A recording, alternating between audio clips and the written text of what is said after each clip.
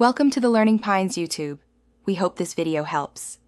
In this video, I will show you how to add a clock to your Windows desktop. First, right-click on any empty space on your desktop. From the menu that appears, select Gadgets. You'll see a small window pop up with several options. Simply drag the clock gadget from this window directly onto your desktop. It's a straightforward process, giving you an instant time display. For more advanced clock features, the built-in alarms and clock application is incredibly useful. Just open your Start menu and search for it. Once launched, head over to the World Clock tab.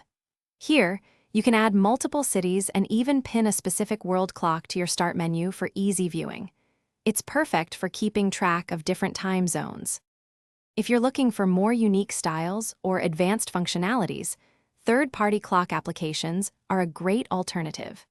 You can browse the Microsoft Store for various options or even explore popular widget engines such as Rainmeter.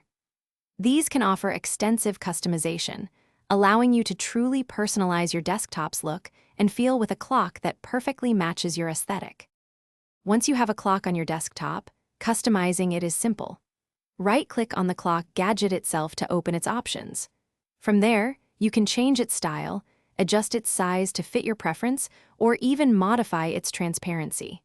You can also add several clocks for different time zones, making your desktop a truly functional and personalized time-telling hub.